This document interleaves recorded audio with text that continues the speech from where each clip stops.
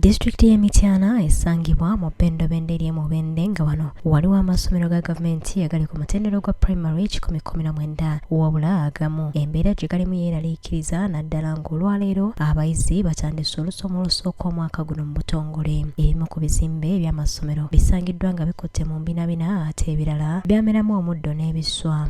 Eno entebe abayizi kwe batuula akaseera mwe twalambulidde amasomero gano nga zijjudde enfuufu nga n'ebiyungu mwe bafumbira byayononeka era agamu ku masomero ge tulambudde kuliko bakijulula RC Primary erisangibwa mu ggombolola y'e Bulera era ebiswa mu ebiina ebiyumba bya Nabbubi Madenisa entebe eziri mu mbeera embi n'ebirala byebikwaniriza.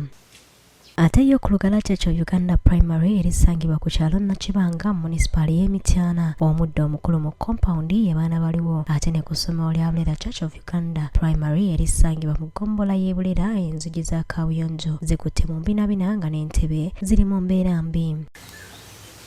Embeera y'essomero erya St. Stephen Kalangalo RC Primary naye ebisangiddwayo biyunguleziga ng'ebimu ku bibiina bisangiddwamu omuddo ebizimbe ebijjudde enjatika n'amabaati agabambuuka.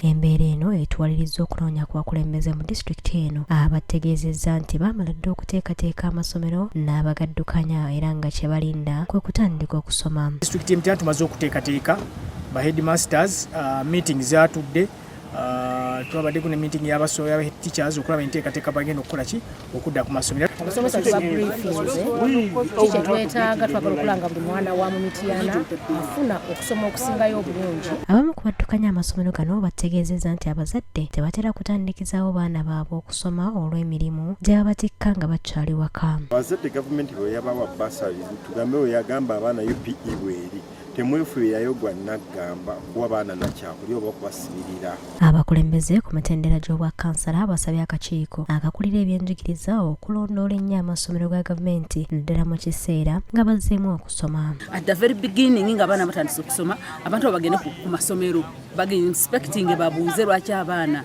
rate eba ntono nnyo osanga abaana 15 ku ssomero ddamba. Kati omusomesa ava mayiro ajja okusomesa tatuuse mbudde kuba talina mmotoka ye. Abazadde bategeezezza nti bafuna okusoomozebwa mu mbeera naddala mu kugula ebikozesebwa abayizi ku masomero nga ensonga lwaki bakeerewa. Obuvunaanyizibwa bwe tulina nti embeera y'ebyenfuna yakyuka amasomero gayongeza school fees ng'ebyenfuna by'abazadde bitono kati ne tufuna obwetaavu obw'okutuyambako. Waliwo n'abazadde abalabiddwako nga bagumbye ku kitebe kya disitulikiti y'e Mityana okusisinkana ssentebe waabwe Mugisha Patrick okubafunira ku basale basobole okuweerera ku baana. Funa yange sinoonya kubanga omwana oyo maama we yafa muwala wange kati bwe yafa n'ensigaza abaana babiri.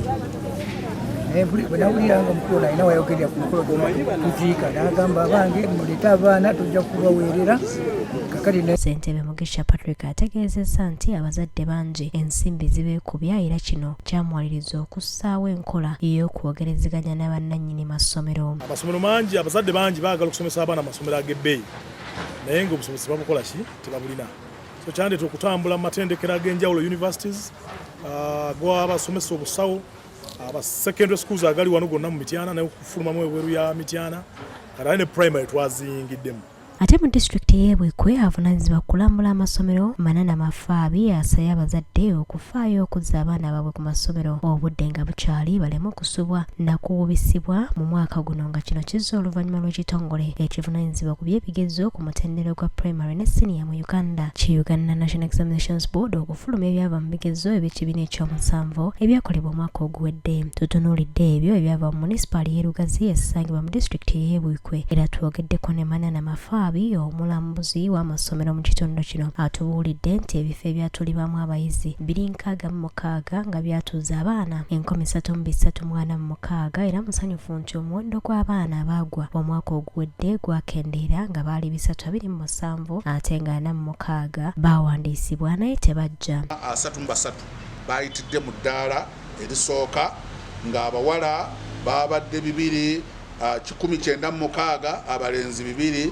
37 abona abalenzi bakoze bulungiko. Mañana asoomozezza abazadde okukolagana obulungi n'abasomesa okulaba ng'abayizi tebasubwa mukisa gwa kutuula bigezo n'abo abaafuna embuto baweebwa omukisa okukola ebigezo. Buli keesi we yali ey'omwana afunye olubuto twasaba omukulu w'essomero akkirize omwana oyo ajja amaleko okukola ebibuuzo.